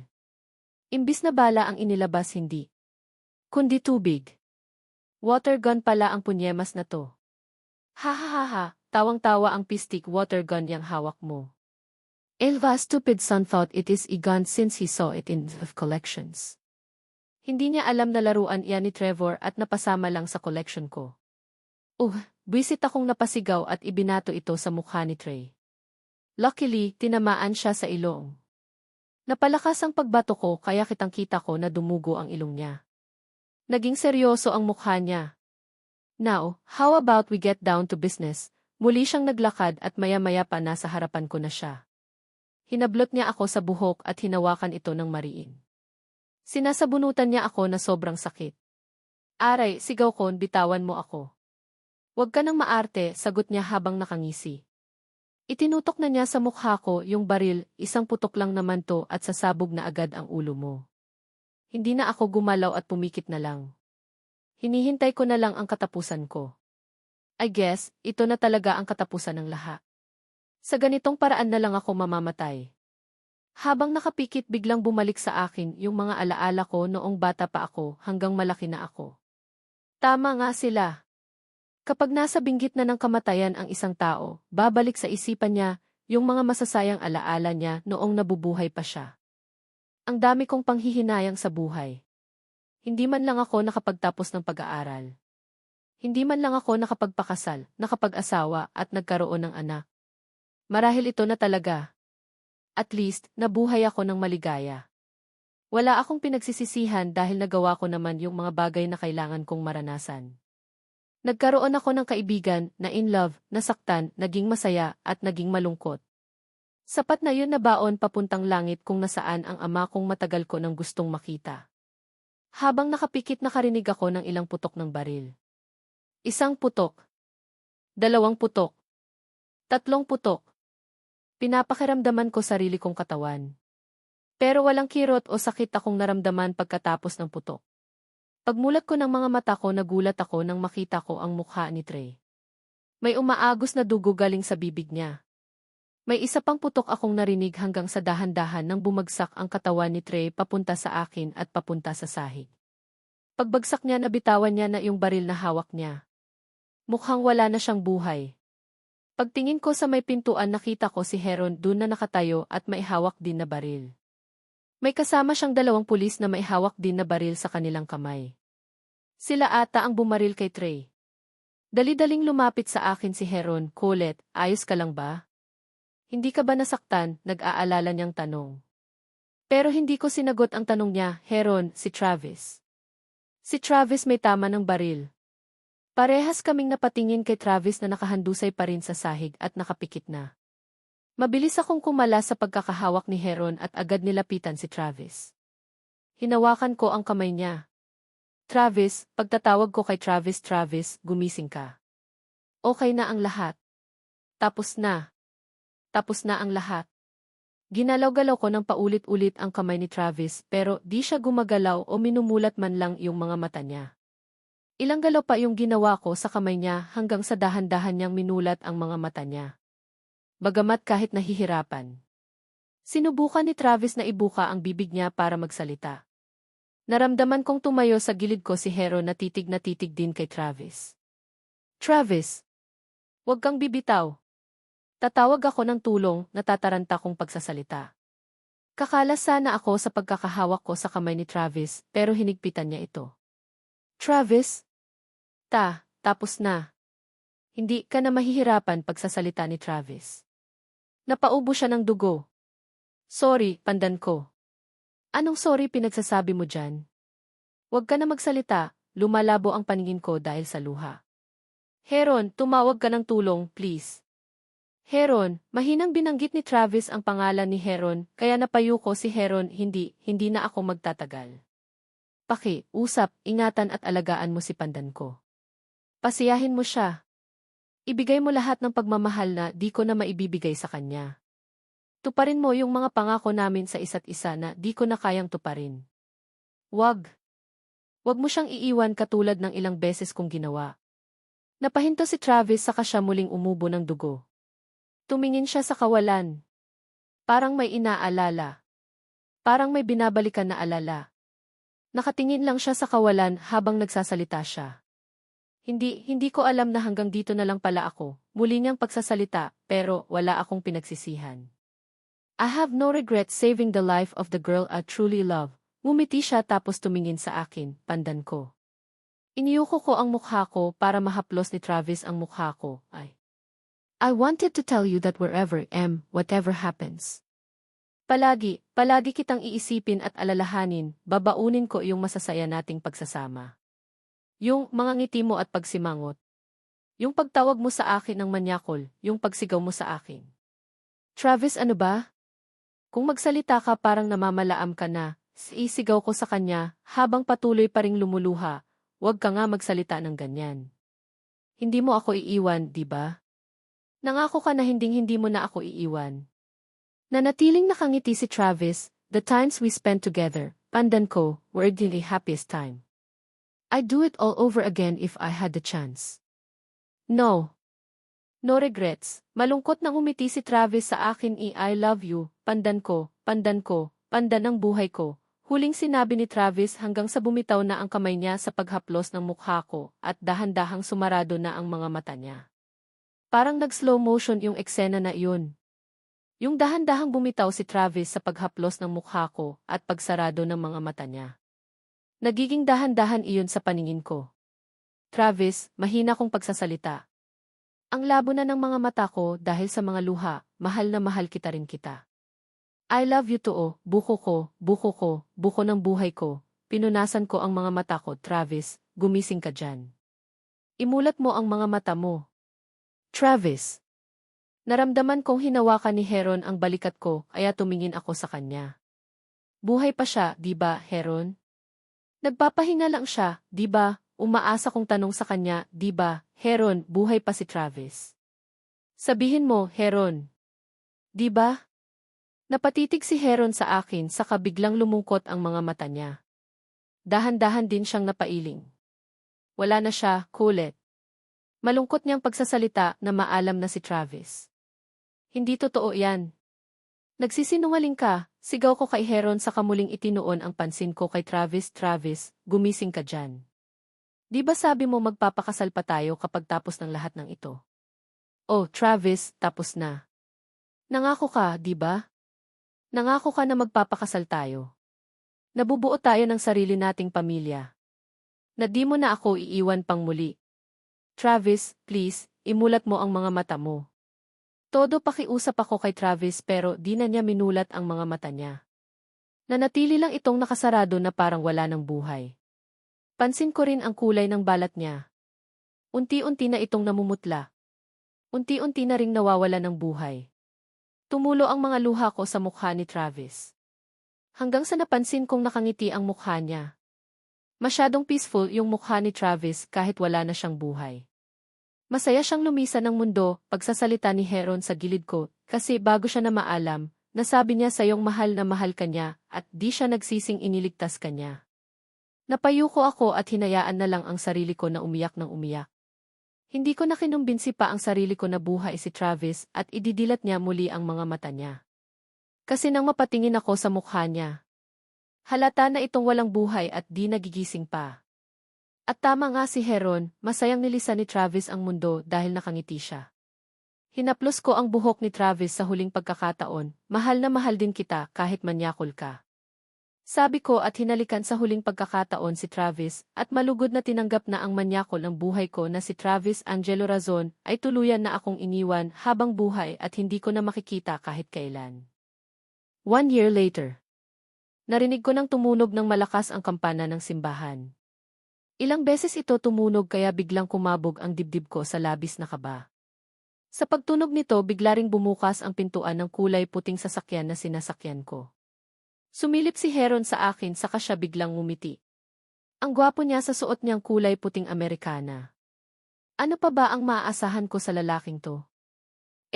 Kahit ano namang suot niya tiyak babagay sa kanya. Hindi naman siya tataguri ang number isa hottest actor ng Pilipinas nang wala, di ba?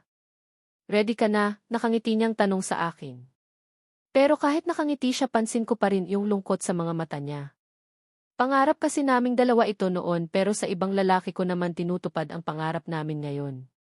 Kung kaya ko lang talagang hatiin ang katawan ko ginawa ko na. Kaso hindi ko kayang hatiin. Kaya kailangan ko na lang itong ibigay sa lalaking pinakamamahal ko ng buong buo. Kinakabahan akong tumango, yes. Pero kinakabahan ako, sagot ko sa kanya saka napahawak ng mahigpit sa wedding baukwet na hawak ko.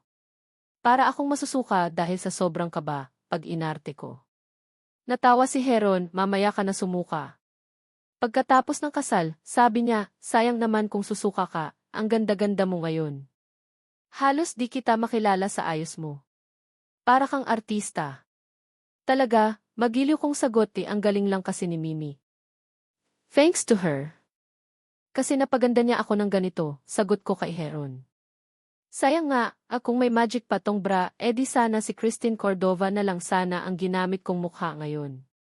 Tiyak maglalaway si Travis sa akin. Muli na namang natawa si Heron, ano ka ba, Colette? Hindi mo naman kailangan pa gumamit ng mahiwagang bra para lamang gumanda, kahit ano pang itsura mo, maganda ka na. With or without magic. Hindi lang naman sa panlabas na anyo nakikita ang kagandahan ng isang tao, pagpapaliwanag ni Heron, kundi sa kabutihan din ng kanyang puso. Binigyan ko na lang ng isang matipid na ngiti si Heron dahil sa sinabi niya. Si Heron lang ang katangi-tanging tao na nakapansin ng mahiwagang bra. Nalaman niya na ako at si Christine Cordova na nakatrabaho niya noon ay isa. Noong una hindi siya naniniwala sa mahika. Pero nung sinabi niya sa akin yun, inamin ko rin na ako yun. Sinabi kong ginamit ko yung mahiwagang bra ni Lola para magkaroon ng trabaho at mapalapit sa kanya. Yun nga lang dahil mula nang iniligtas ko si Travis gamit ang mahiwagang bra ni Lola na wala na rin ito ng magic. Pinag-usapan naming dalawa ni Heron na di namin sasabihin sa iba yung tungkol sa mahiwagang bra. Kaya nga, nung nakita kami ni Travis na masyado kaming malapit sa isa't isa ni Heron dahil dun sa sikreto namin, aba ang loko, nagselos. Hindi ako pinansin. Todo nguso si Manyakol na akala mo naman inaapi ko. Haha. Colette, it's time, nabalik na lang ako sa realidad nang marinig ko ang boses ni Heron. Inilahad niya ang kamay niya upang tulungan akong makalabas ng kotse dahil nahihirapan ako. Ang laki-laki kasi ng wedding gown ko. Lumabas na ako ng sasakyan kaya nakita ko agad yung mga taong parte ng entourage ko na nasa may pintuan ng simbahan at naghihintay. Lahat sila napalingon sa akin at napangiti. Si Cassie ang cute niya sa suot niyang mini version ng wedding gown ko. Siya ang flower girl. Si Trevor naman iniinis na naman si Cassie at palaging sinasabing sila na raw ang next na magpapakasal. Si Trevor naman ang ring bearer ko. Nagtama ang tingin naming dalawa ni Janice ang best friend ko. Umiti siya sa akin and she mouthed, "Ang ganda mo," na buong loob. Si Janice naman ang kaisa-isa kong bridesmaid. Nang magkatinginan naman si Janice at Heron pareha silang napaiwas ng tingin sa isa't isa. Bakit kaya? Ang fishy, parang may something. Pumosisyon na silang lahat sa pila habang nasa likuran kaming dalawa ni Heron. Si Heron ang maghahatid sa akin papuntang altar at kay Travis na mukhang nainip na dun sa harapan. Mukhang kanina pa nakakunot ang noo nung manyakol na iyon sa kakahintay sa akin. Natawa na lang ako sa sarili ko nang maisip ko ang nainis niyang mukha. Bumukas ang pintuan ng simbahan at tumutugtog ang wedding song namin ni Travis. Nagsimula nang maglakad yung entourage habang kami ni Heron nasa likuran pa rin. Nang maglalakad na kami bigla akong napahinto at napalingon sa likuran ko. Para kasing may boses ng babae kasi akong narinig.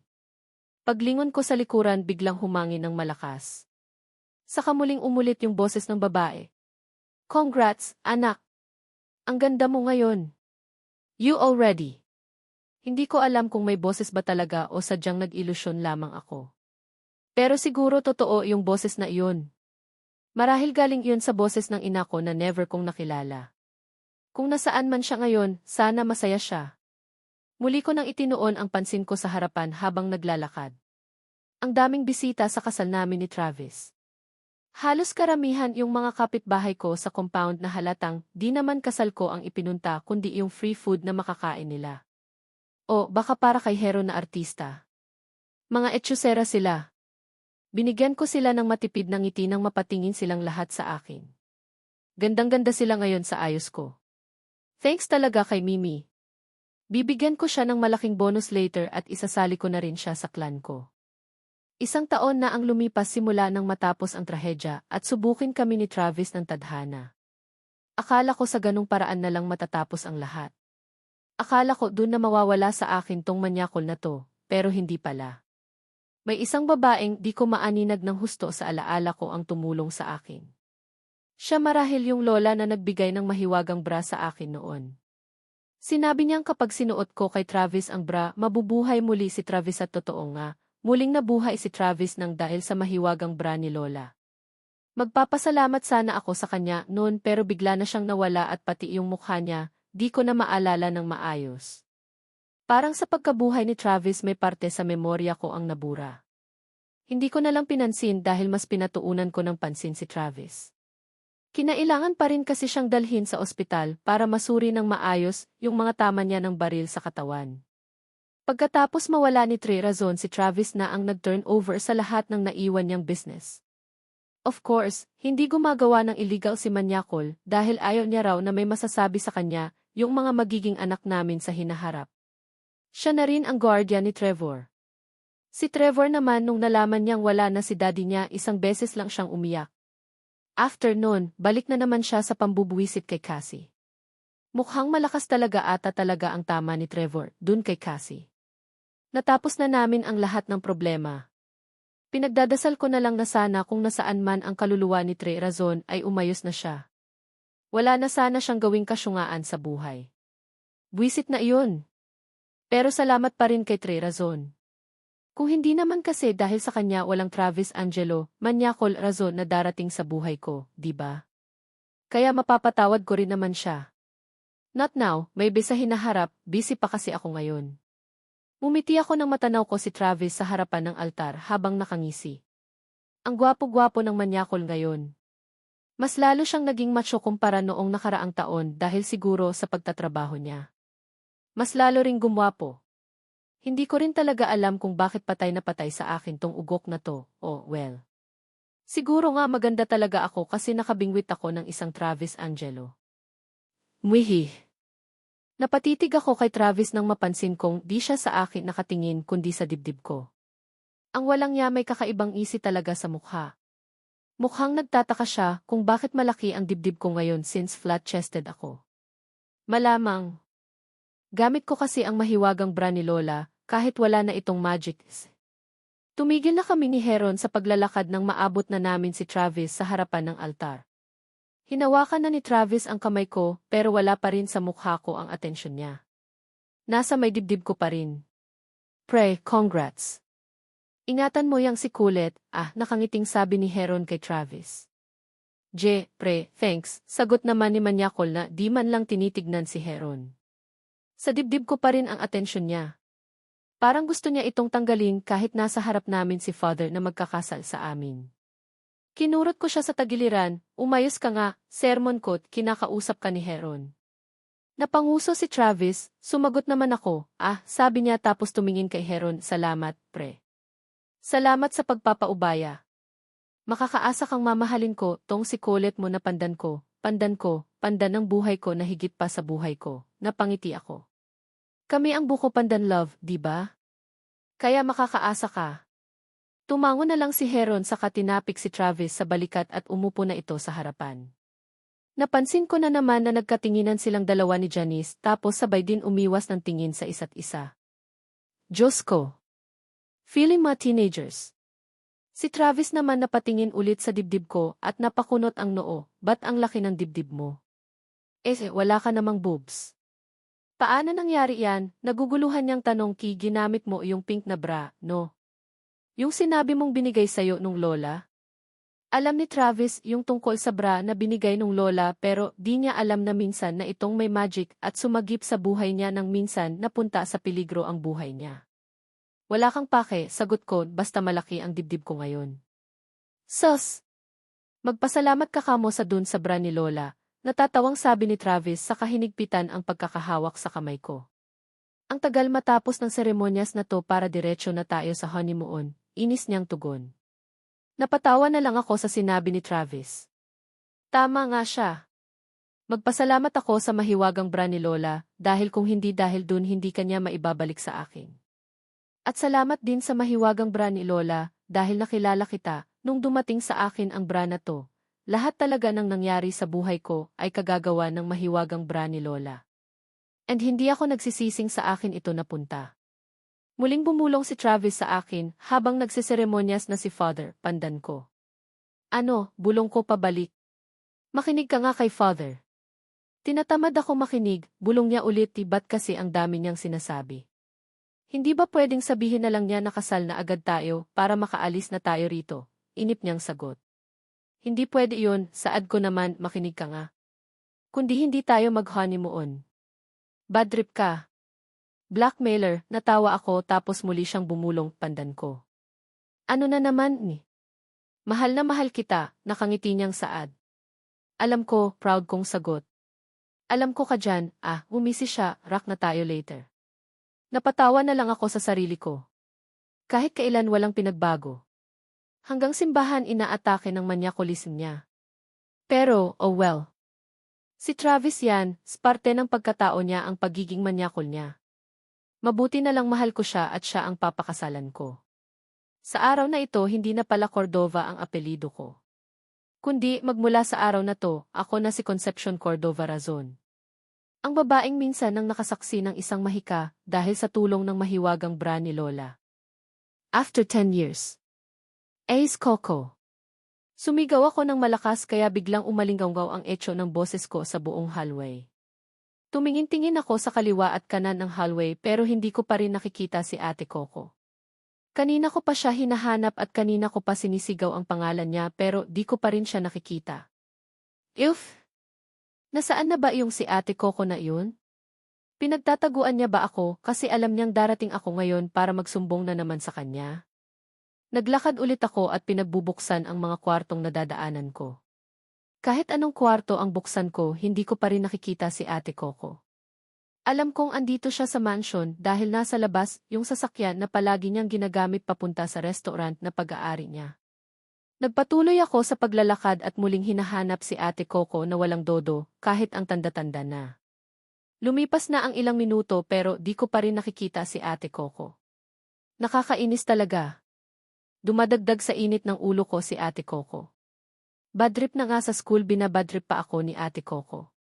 At mas lalo akong binabadtrip ng napakalaking mansyon na to. Bakit kasi ang laki-laki ng bahay nila Ate Coco at Kuya Travis? Halos pala siya na nga ata to sa sobrang laki at sobrang daming kwarto. Mabuti na lang marami rin silang katulong kaya palaging malinis ang mansyon na to. Naikwento sa akin noon ni Ate Coco na di niya raw ini-expect na itong bahay na to ang regalo sa kanya ni Kuya Travis noong nagpakasal sila. Akala niya raw isang simpleng bahay lamang ang ibibigay sa kanya ni Kuya Travis dahil iyon ang sinabi nito sa kanya. Pero napanganga na lang daw siya nang makita niya itong mansion. Simple pa pala ito para kay Kuya Travis. Ano kayang klaseng bahay ang bongga para sa kanya? Ano nga bang mai-expect ko kay Kuya Travis? Siyempre, mahal na mahal niya si Ate Coco, kaya ibibigay niya ang lahat ng mga bagay na deserve ni Ate Coco na walang dodo. Kahit noong maliit pa lang ako at nakikita ko silang dalawa. Alam na alam ko talaga sa sarili ko na mas mahal pa ni Kuya Travis si Ate Coco na higit sa buhay niya. Nagtataka nga ako kung bakit, wala namang dodo si Ate Coco. Bakit ang tulad ni Kuya Travis na gwapo, mayaman, at gwapo ulit, baliw na baliw kay Ate Coco na pangit na nga tapos wala pang boobs? Siguro iyon ang isa sa mystery of love. Kahit kasi nakikita na natin ang kapintasan ng isang taong mahal natin, hindi pa rin tayo tumitigil sa pagmamahal na sa kanya. Mas lalo lang lumalalim yung pagmamahal na nararamdaman natin dahil sa kapintasan na nakikita natin. We love everything about them as much as we love their flaws and imperfection. Cassie, bigla akong may narinig na sumigaw, Cassie in my loves. Where AG? Napaigiting ako sa inis dahil sa sobrang buwisit sa kamuling naglakad para mahanap si Ate Coco. Yung demonyo ng buhay ko andito na agad. Ang bilis naman niya. Kanina lang nasa school pa siya at may kausap na ibang babae, hindi na nga ako nagpakita sa kanya para di na niya ako sundan at malaman kung saan ako pupunta. Pero kita mo nga naman ang demonyitong to.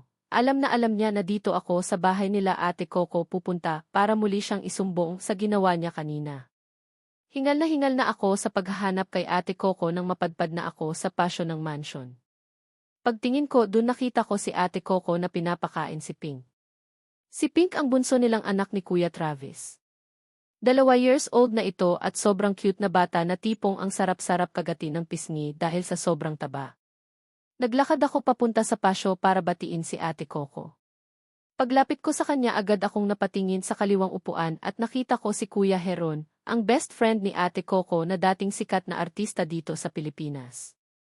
Pero matagal na siyang nag-retired sa pagiging artista at naging business partner na lang ni Ate Coco sa restaurant. Kuya Heron, napasigaw ako kaya napatingin si Ate Coco at Kuya Heron sa akin, nakabalik ka na pala ng Pilipinas. Kumusta sa Vihis? Masayang bati ko sa kanya. Kasi andito ka pala? Nasaan si Trevor? Pagsasalita ni Ate Coco pero di ko siya pinansin. Tumayo si Heron at ngumiti. Lumapit siya sa akin at tinakap ako ng mahigpit. Yumakap din ako pabalik. Ilang segundo lang ang itinagal ng yakapan naming dalawa. Kilig na kilig tuloy ang ovaries ko dahil kay Kuya Heron. Crush na crush ko kasi tong si Kuya Heron dahil sobrang gwapo talaga. Yun nga lang kasal na siya, 2 taon na siyang kasal sa best friend ni Ate Coco na si Ate Janice na isang sikat ng model ibang bansa. Pero wala pa silang anak dahil ayaw pa raw ni Ate Janice kaya sa tingin ko may pag-asa pa ako na masulot tong si Kuya Heron. Nasa 30 na ang edad ni Kuya pero kung makikita mo lang siya mukha pa ring teenager. Habang si Ate Coco naman mukha ng drug dealer. Chos! Kababalik ko lang ng Pinas kahapon, nakangiting sagot sa akin ni Kuya Heron, ikaw. How are you? I'm fine, ngiting-ngiting sagot ko, eto, crush na crush pa rin kita. Hihihi, napahagigik ako kaya napatawa si Kuya Heron sa akin. Lantaran ko talagang sinasabi sa kanya na crush ko siya. Hoy, Cassie, pagsingit ni Ate Coco. Buhat-buhat na niya si Pink. Pinapairal mo na naman yung kakirihan mo, Nakalimutan mo ata na andito rin ako, no? Tise, napairap ako, wag mo kong kausapin. Wala kang dodo. Aba. Nagsalita ang may dodo, panunupalpal niya, halika nga rito at magpalakihan tayo ng boobs. Lalapit sana siya sa akin pero nagtago ako sa likuran ni Kuya Heron. Ang bango-bango ni Kuya Heron. Ang sarap-sarap niyang amuyin. Habang nasa likod lang ako ni Kuya Heron, tawa lang siya ng tawa. Hay! Kaka-in-love talaga tong si Kuya Heron. Unlike nung buwisit na demonitong Trevor na iyon. Pasakit sa buhay ko. Habang nasa likod ako ni Kuya Heron, biglang may humila sa akin at hinawakan ako sa may kamay ko ng mahigpit. Pagtingin ko sa kung sinong humila sa akin, nakita ko ang pagmumukha ni Trevor na ang sama-sama ng titig kay Kuya Heron. Parang gusto niyang katayin si Kuya ngayon mismo sa kinatatayuan nito. Stop flirting with what's mine, malalim at seryoso ang boses ni Trevor habang nagsasalita, or else, I'll kill you. Napa-hands up si Kuya Heron sa kanapatawa. Chill, Trev. I'm not flirting with Cassie. Jeez. I'm already married. Mabilis kong binawi ang kamay ko mula sa pagkakahawak ni Trevor at agad siyang kinutungan ng malakas. Mas matangkad siya sa akin kaya medyo nahirapan ako pero nakutungan ko naman siya kahit papaano. Ouch! Napahawak siya sa ulo niya. Bakit mo ginawa iyon, Cassie, my loves? Sinasaktan mo ang lalaking mahal na mahal ka, pagdadrama niya sa kapasya na panguso. Gago ka ba? Lalaking mahal na mahal ka dyan, tugon ko sa kanya sa kalumayo, Ate Coco, alam mo ba tong si Trevor? May binuli na naman nakakalsi kong lalaki. Pinatakbo niya to sa buong university na nakahubot-hubad, pagsusumbong ko sa ginawa ni Trevor kanina. Natawa si Kuya Heron habang si Ate Coco naman nagulat, Trevor. Nambuli ka na naman, tanong ni Ate Coco, pang ilan na yan, ah? Lahat na ata halos ng lalaking kaklase nitong si Cassie pinagtitripan mo. Shut up, old hag, pagsagot ni Trevor kay Ate Coco, shut up, ugly, ouch.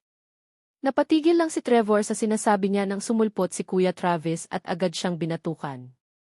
Isa pa tong si Kuya Travis kahit tumanda na ang gwapo-gwapo pa rin. Lalong naging macho ang katawan na akala mo rin teenager pa rin. Yang si Kuya Travis ang pangunahing usapan ng mga katulong dito sa mansion nila dahil sa sobrang yummy.